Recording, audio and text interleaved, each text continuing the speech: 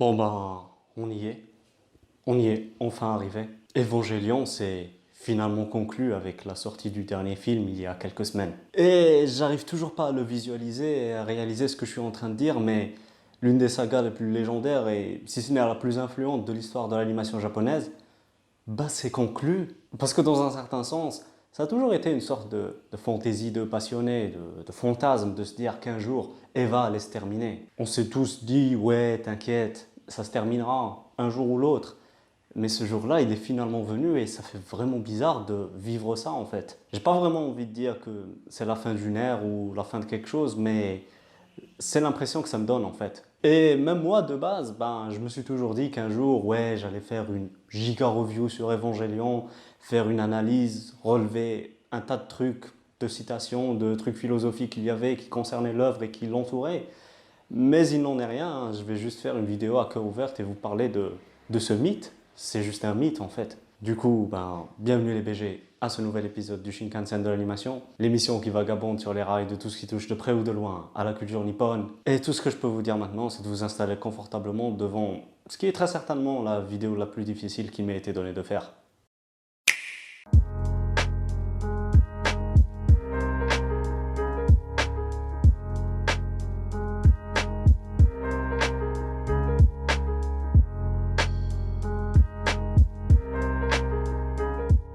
Bon, il me semble plus que nécessaire de vous expliquer qu'est-ce que c'est que cette vidéo et comment ça va fonctionner. Alors oui, bien évidemment, on va parler d'Evangelion, de ce que c'est, de son impact, mais aussi et surtout de ses trois fins principales. Les différentes fins des trois main timelines de la saga, parce qu'il y a des milliards d'autres timelines dont j'ai pas vraiment envie de m'attarder dessus. À savoir la fin de la série animée, la fin du film The End of Evangelion et la fin de la tétralogie des Rebuilds. Donc si vous ne l'avez pas encore compris, oui, ça va spoiler à foison.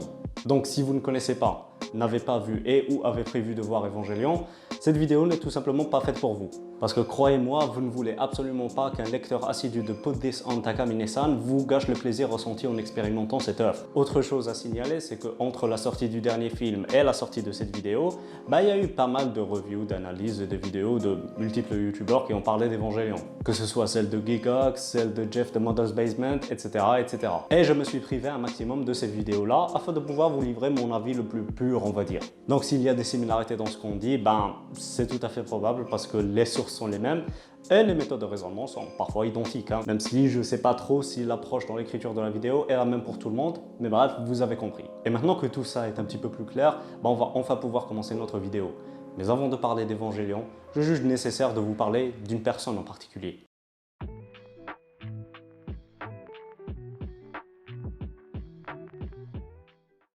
Pour parler correctement d'Eva, il faut avant tout parler d'un homme, Hideaki Anno, né le 22 mai 1960 à Ube, dans la préfecture de Yamaguchi, au Japon. Anno est un jeune garçon talentueux, qui éprouve dès le plus jeune âge un intérêt monstrueux au dessin et au cinéma. Rêvant de devenir réalisateur, il finira par intégrer le département de cinéma de l'Université des Arts d'Osaka, où il y fera quelques petits courts-métrages étudiants avec ses amis et rencontrera son fidèle Yamaga Hiroyuki, dont on reparlera un petit peu plus tard. Bref, Anno grandit, il fait des jobs à droite à gauche dans l'univers de l'animation, postule un petit peu partout, jusqu'à être retenu en tant qu'animateur clé dans la production de Nausicaa Valley of the Wind par Hayao Miyazaki lui-même, qui avait énormément kiffé ses dessins. Il se verra par ailleurs attribuer une scène assez importante du film, résultat du manque de personnel lors de la production.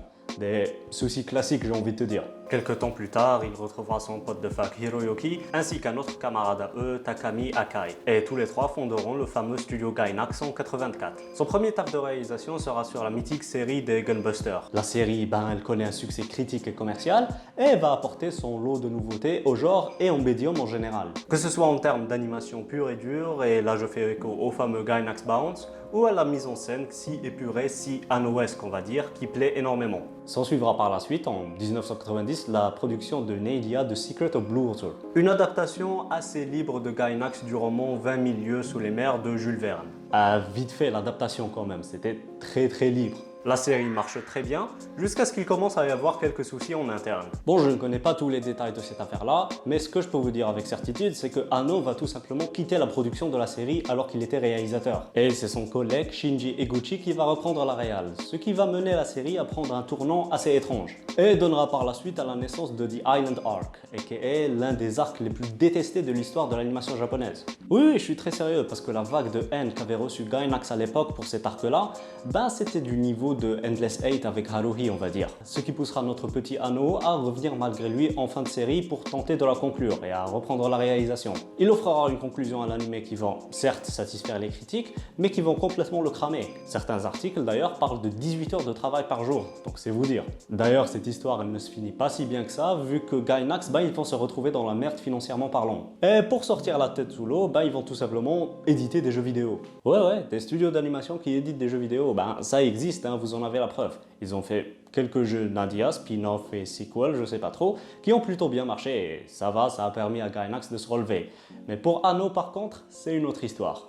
Parce que oui, le frérot, il va tout simplement tomber dans une profonde dépression qui va durer 4 années. Résultat de toute la pression qu'il avait sur les épaules, les critiques qui l'insultaient toute la journée en le traitant de lâche parce qu'il avait quitté la prod, mais aussi le fait qu'il n'ait jamais eu de liberté artistique dans ce qu'il voulait faire. Et ça a grandement influé son état mental qui, de base, n'était pas si stable que ça. Mais 4 ans plus tard, notre petit Hideaki, il va revenir. Il va revenir chez Gainax, plus fort, plus déterminé que jamais, avec une niaque et une envie de vouloir créer quelque chose d'unique, de jamais vu auparavant, quelque chose de différent. Anno va tout simplement revenir et donner naissance à la légende.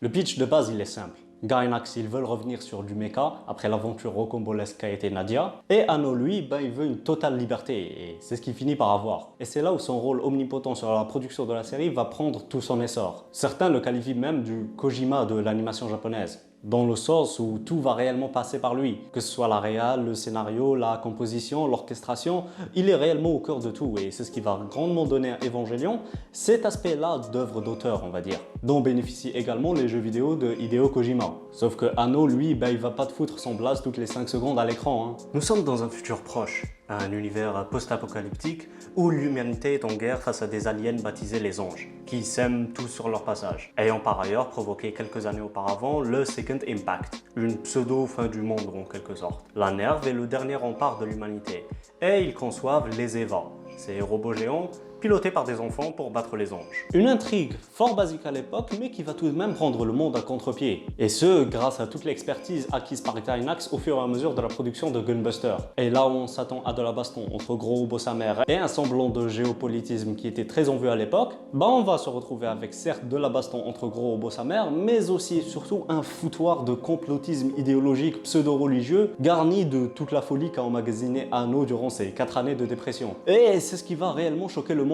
On se retrouve avec un récit très bipolaire qui jongle très souvent entre le très terre-à-terre et le complètement lunaire. Et c'est exposé vraiment brutalement via le cast de la série. Shinji, Asuka, Rei, Misato, Gendo, Ritsuko, Kaiji... C'est un sacré mélange dans lequel Anno y incorpore différentes facettes de sa personne. Chacun incarne une émotion particulière, une envie particulière, un désir, ce genre de choses. Là où Shinji s'apparente à la passivité de son créateur vis-à-vis de tout ce qu'il a subi ces dernières années, Asuka, elle, évoque son ego, mais aussi sa solitude très pesante. Rei est la part de bonté qui existe en un homme étriqué, même si ça ne prend pas tout son sens maintenant. Et Gendo, c'est en quelque sorte la haine que ressent Anno envers son ancienne personne, à savoir caricaturée ici par Shinji. Ces personnages-là, ils vont recevoir un traitement soigné, doté d'une vision bien nette et claire d'où le créateur voulait aller, mais surtout comment y aller durant toute la série. Tout du moins jusqu'à l'épisode 16, on va dire. Le public, il aime beaucoup Evangelion, et ça se ressent. Mais les médias, ils le voient d'un mauvais œil. Une œuvre jugée trop suggestive, du fait que ce soit un récit écrit par un otaku pour des otaku. Prônant en quelque sorte cette culture de la reclusion, s'enfermer sur soi-même, ne pas ouvrir son cœur aux autres, etc. etc. C'est réellement retranscrit via le personnage de Shinji, qui va provoquer moult échos chez tous les reclus de la société, on va dire, qui vont se reconnaître dans l'œuvre, et parfois ça peut mener à des dérives. Et notamment le tragique événement du 20 mars 1995, un attentat au gaz sarin dans le métro de Tokyo, qui a fait 13 morts et plus de 6000 blessés, perpétués par une secte religieuse extrémiste, le Aum Shinrikyo. C'est d'ailleurs cette secte-là qui va inspirer Urasawa dans l'écriture de 20th Century Boys. Et cet attentat-là du 20 mars, il est cité dans un des épisodes de Mawaru Penguin Dream.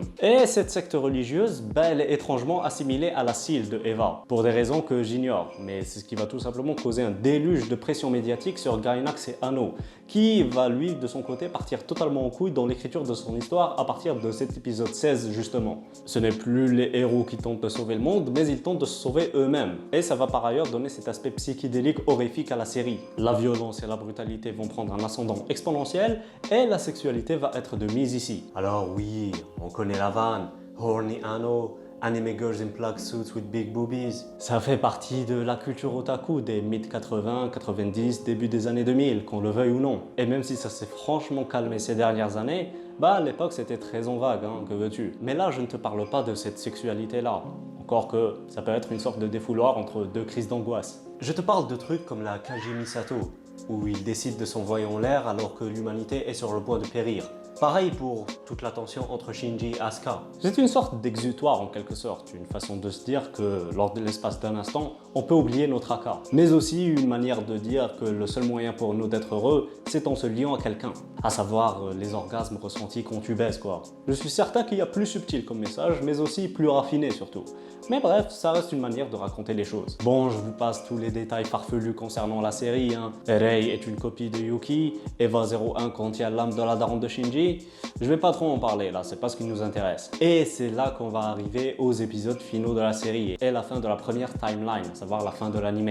Les épisodes 25 et 26 d'Evangelion font partie des plus controversés de l'histoire. T'as ceux qui adulent, y voyant une forme d'écriture jamais atteinte auparavant, et ceux qui détestent tout simplement, y voyant uniquement un énorme foutage de gueule de la part de Anno. Une réalisation extrêmement avant-gardiste qui prône le dialogue et la discussion, après 24 épisodes d'explosions et de robots géants qui font boum boum.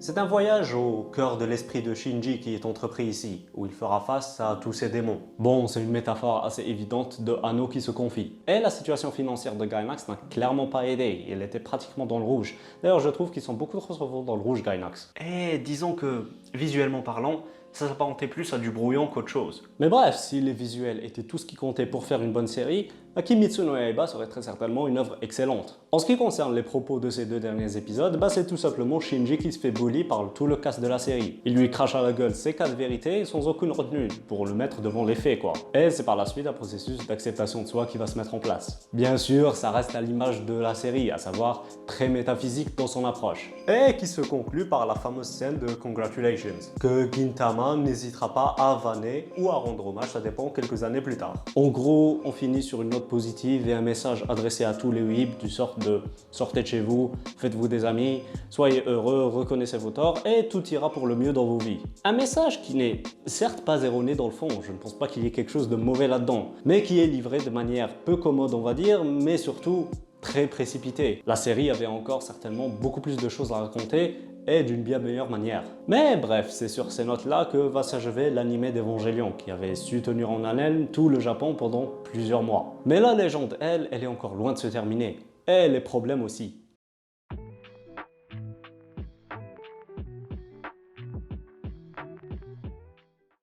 C'était trop facile.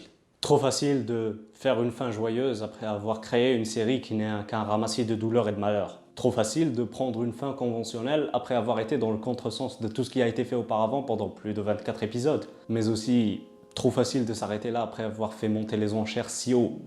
Et ça, le public japonais, il en était très bien conscient. C'est alors qu'on va connaître l'une des phases les plus sombres de l'histoire de l'animation japonaise.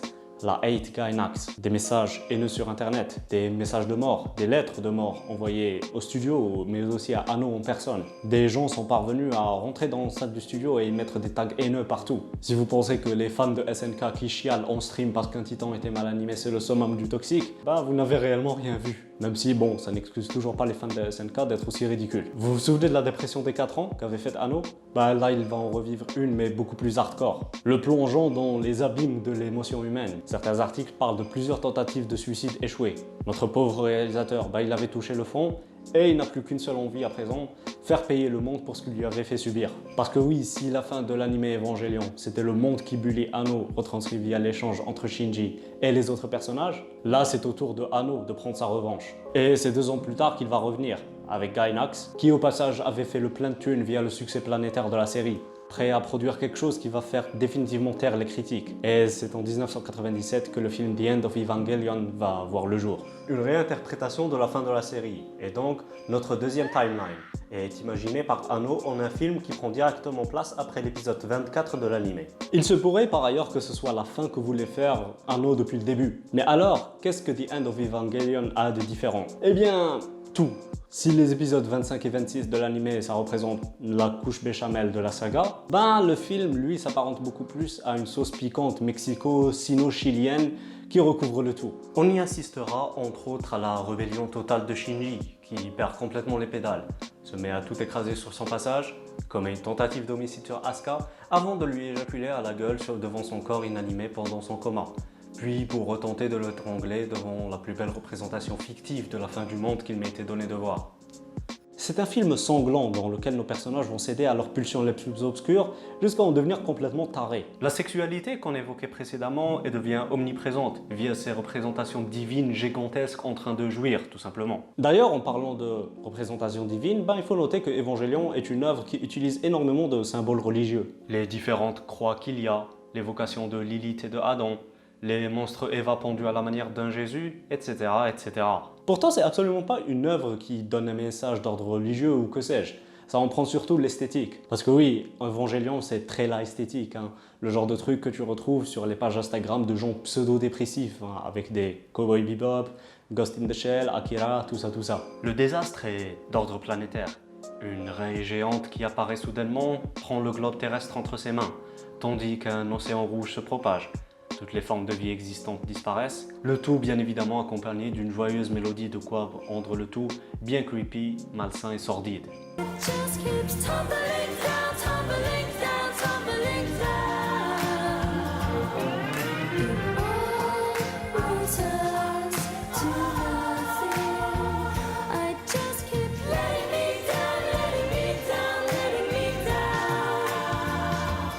Et au final, on se retrouve avec un monde vidé de tout, si ce n'est Shinji et Asuka, plongés dans une immense solitude qui se couronnera par juste du malheur et une nouvelle tentative d'homicide. Témoignant en quelque sorte de toute la frustration et la colère de Shinji envers la fille qui, on va pas se le cacher, l'aimait en le maltraitant. Une énorme tension amoureuse entre ces deux-là, je ne saurais l'expliquer, mais c'est le genre de lien qui peut passer de l'amour vers la haine en un claquement de doigts. Et aussi le genre de relation malheureuse qui peut provoquer des fins du monde comme on a pu y assister ici. Et je n'aborderai pas non plus la scène du baiser de Misato, car, voyez-vous, je ne me l'explique toujours pas. Hormis que ce soit une tentative désespérée pour se prouver à elle-même qu'elle est une adulte, supérieure, dominatrice, tout ça, tout ça. Ça raconte quelque chose, je suis pas en train de dire le contraire, mais au point où on en était, ça choquait plus du tout. Et autant vous dire que tout le message de reconnexion, de liaison entre les gens, il passe complètement à la trappe ici. Le film The End représente réellement tout ce qu'attendait le monde d'Eva, qu'il ne mâche pas ses mots, qu'il soit complètement cru avec nous.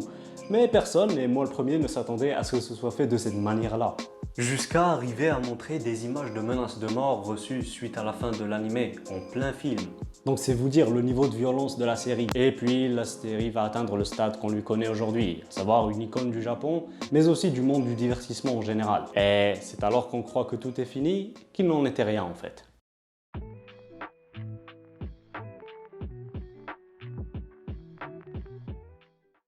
Comme on l'a dit, le film était un succès planétaire et Evangelion est devenu l'une des franchises les plus chères de l'histoire, dans les 20 premières je pense. Aujourd'hui c'est Netflix qui détient le droit de diffusion pour l'anime, le film The End et aussi l'autre film, la Death and Rebirth, qui est une sorte de récap de la série et dont on s'en fout. Ils avaient acheté les droits de diffusion en 2018 ou en 2019 pour approximativement 3 millions de dollars. D'ailleurs, il y avait énormément de soucis pour s'acheter les droits parce qu'au bout d'un moment, je crois que la licence appartenait uniquement à Gainax et non pas à une maison de production.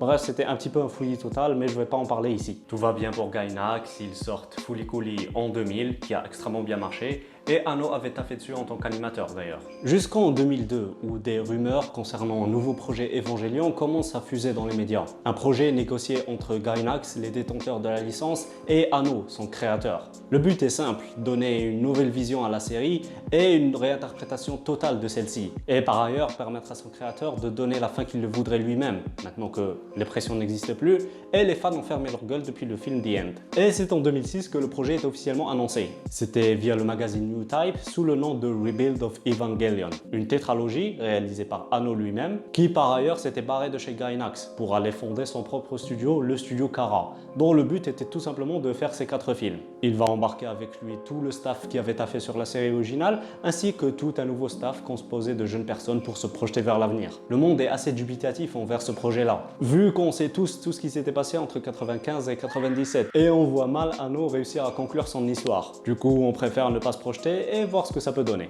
Le premier rebuild, You Are Not Alone, sort en 2007 et c'est plus ou moins la même chose que les débuts de la série. Shinji qui rejoint la Nerve, les premiers combats contre les anges, il rencontre Rei, tout ça. C'est à partir du deuxième rebuild, You Cannot Advance, sorti en 2009, que ça devient intéressant. Asuka rejoint le cast, certes, mais on a surtout l'introduction du nouveau personnage et dernier enfant, aka Mari, qui débarque de la Nerve américaine. Et qui, je reste clairement sur ma faim concernant ce personnage-là, mais on en reparlera plus tard. On retrouve ici toute la violence qu'il y avait dans The End of Evangelion, notamment dans la scène où le Eva 01 passe en mode Berserker et avale l'ange qui avait fait Asuka prisonnière, sur un fond de Graduation Song. Oui, K-On! Et Evangelion partagent une OST commune, que veux-tu? Mais ce qui compte concernant ce deuxième rebuild, c'est que c'est lui qui va créer la déviation et par ailleurs provoquer la création de la 3e timeline de la saga. Avec le final somptueux et le Third Impact qui se concrétise, suite à Shinji qui désobéit encore une fois et décide de sauver Rei. Existence déjà instable qui va tout restamer comme dans le film The End of Evangelion. Le Third Impact ici se déroule avec Tsubasa no Kyodai comme musique de fond, un chant assez connu au Japon qui avait d'ailleurs été utilisé comme ending lors d'un épisode de Nishijo. Oui, Evangelion et Nishijo partagent une OST commune. S'en suivra le 3e rebuild en 2012, You Cannot Redo, qui se déroule 14 ans après la fin du 2e, qui est une décision qui va clairement faire jaser beaucoup d'encre. Les fans trouvaient que ça s'éloignait trop du Eva original, et j'ai envie de dire que c'est le principe que ça s'éloigne du Eva original, sinon le projet n'aurait aucun sens. La violence d'Asuka s'accentue à l'égard de Shinji, comme étant une façon pour elle de lui faire payer ce qu'il lui avait fait subir lors du film The End. Elle prend de l'âge, mais son corps ne change pas vraiment. Elle évoque la malédiction des Eva à un moment, mais ce n'est absolument pas développé ni argumenté par la suite. Shinji qui retrouve son père et se lie d'amitié avec Kaoru, qui devient son seul confident. Cependant, je vous avoue que j'ai toujours du mal à cerner le rôle du personnage de Kaoru dans l'histoire, hormis servir de prétexte scénaristique à la provocation du Fourth Impact qui va arriver justement à la fin du 3e rebuild. La direction artistique qu'a prise la série à ce moment-là de l'histoire est, je trouve, sublime, avec le règne de ces 3 couleurs clés, le rouge, le blanc et le bleu, qui donnent un tout nouvel aspect à l'œuvre que je trouvais assez terne esthétiquement parlant. Les chara-designs, surtout d'Asuka, deviennent magnifiques. Bon, les plug suits sont toujours aussi moulants, mais que veux-tu, c'est notre anneau national. Et sans évoquer l'animation excellente qui est présente ici. La CGI des combats est juste exceptionnelle, et même moi qui n'en ai d'habitude rien à foutre de la bagarre, j'ai trouvé ça grandement plaisant. Mais après ce 3e film, c'est là que la période compliquée va commencer, vu que Anno va tout simplement en avoir sa claque d'Evangelion et quitter le studio. Il va par ailleurs retrouver Miyazaki et Ghibli pour prêter sa voix à Jiro, personnage principal de The Wind Rises. Il en profite pour faire un petit peu le vide dans sa tête avant de revenir plus motivé que jamais pour enfin terminer son œuvre. Et c'est le 8 mars 2021 que sort en cinéma le dernier film de la tétralogie, Rebuild of Evangelion 3.0 plus 1.0 Twice Upon a Time. Bon, je vais vous passer tous les détails concernant la production désastreuse du film, les scènes faites et refaites, les délais jamais atteints, qui sont d'ailleurs expliqués par les 9 années d'écart entre la sortie du 3e et du 4e film. Rien de très étonnant et de nouveau si tu taffes avec Anno, on va dire. Ce qui compte ici, c'est de vous parler de Twice Upon a Time en lui-même. Et je ne veux pas vous le cacher, Ce n'est pas un film excellent. Ce n'est pas un film qui brille par la qualité de son histoire ou de ses propos. Mais je vous mentirais si je vous disais que je n'ai pas aimé ce film au point d'en lâcher une petite larme. Sur le plan technique, il n'y a rien à dire. Le film s'ouvre sur une scène de combat exceptionnelle entre l'Eva de Marie et quelques centaines d'anges en plein cœur d'une ville de Paris rougeâtre, résultat du Fourth Impact provoqué par Kaoru. C'était exceptionnel, ça en mettait plein les yeux, une démonstration technique impressionnante tout simplement. D'ailleurs, avoir choisi Paris comme setting, ce n'est pas anodin, parce que c'est une référence au début de l'anime Nadia The Secret of Blue Water qui se déroulait à Paris justement, la bouclée en quelque sorte. S'en suivra un chapitre d'1 heure environ, se déroulant au village de réfugiés où Shinji et Asuka et la copie de Rei y resteront quelque temps, que je vous avoue j'ai beaucoup aimé. Une leçon de développement de personnage entre Shinji recroquevillé sur lui-même, arrive à s'ouvrir à ses amis d'antan et à s'accepter soi-même, à reconnaître ses torts. Asuka, toujours aussi froide et mauvaise langue, qui apprend à s'adoucir, à reconnaître ses sentiments et son besoin de compagnie. Mais aussi Rei, qui apprend l'empathie, la rigueur, la bonté et les fruits du travail. Et Anno, il arrive à retranscrire une évolution très saine et prospère pour nos personnages dévastés via un storytelling qui est très inattendu de la part d'un film qui est censé être l'apothéose de toute une saga. D'ailleurs, ce chapitre-là, il m'a énormément rappelé de l'arc de la ferme dans Vinland Saga. Et je trouve que faire évoluer nos personnages au travers de leur rapport à la nature, c'est très beau comme procédé narratif.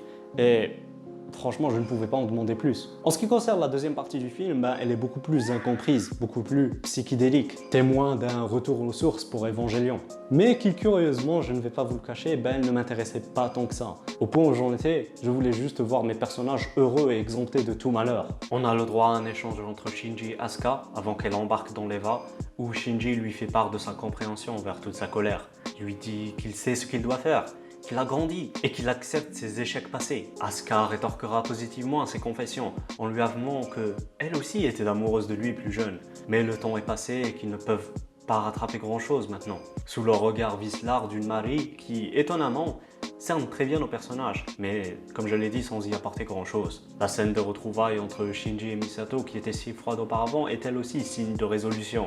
On a compris nos mots, on a compris d'où venait le cœur de nos peines. Maintenant, il va falloir vivre avec et ne pas se laisser piétiner par de l'impulsivité. Et ce sera par la suite retranscrit via l'échange Shinji-Gendo, entrecoupé d'un symbolisme religieux. Au cœur d'une nébuleuse de tourments rouges, on arrive enfin à cette plage. Cette fameuse plage du film The End of Evangelion. Souvenez-vous, c'était un ramassis de haine et de violence. Là, elle inspire la paix et la tranquillité, entre un Shinji au visage radieux et une Asuka plus belle que jamais.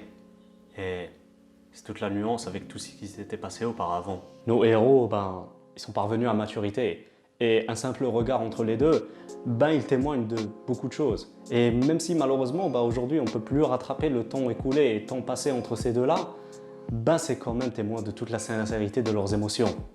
Cut. Ellipse. On retourne à la gare où tout avait commencé. Un Shinji adulte, taquiné par une Marie adulte, flirte avec ce qui est très certainement sa copine. Un échange riche en maturité et en compréhension, accompagné d'une pluie qui coule des yeux de pas mal de monde. Les crédits défilent. L'œuvre est conclue. Alors oui, comme je l'ai dit, Twice Upon a Time n'est pas un film excellent ou bien exceptionnel, mais c'est un film qui provoquera certainement une sensation particulière chez tous ceux qui vont le regarder. C'est l'aboutissement de toute une vie en fait, la vie d'un auteur qui a tant souffert et qui est enfin parvenu à maturité, qui est enfin parvenu à grandir et à se réconcilier avec lui-même, selon les propos et les dires de Yuko Miyamura, la seiyū d'Asuka elle-même. Alors, je ne doute pas qu'il y ait encore plus de production concernant Evangelion, le capitalisme voudrait ça, mais l'œuvre en elle-même, elle est complètement conclue. Et je trouve ça tout simplement exceptionnel. C'est un véritable message de soutien et d'entraide envoyé à tous ceux qui, comme Anno, ont souffert dans leur vie, d'une manière ou d'une autre. Un message qui n'est peut-être pas envoyé de la meilleure des manières, mais qui est envoyé de la manière qu'il fallait, je pense. Alors bien sûr, les fans d'Evangelion peuvent être un peu cons par moments, manquer de tact, un petit peu violent, et être insatisfaits de la direction qu'a prise la saga. Et je peux totalement les comprendre, Mais je pense qu'aujourd'hui, cette fin-là, elle va mettre d'accord une grande majorité du monde. Être qui on est, s'accepter soi-même, aimer ce qu'on aime et aller de l'avant, est ce qu'a tenté un homme maladroit de dire au monde. Et je pense qu'aujourd'hui, le monde l'a compris. Et moi le premier d'ailleurs.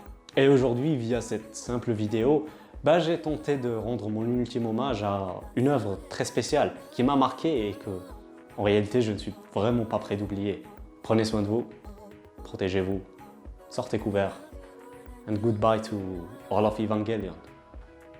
Yo les BG.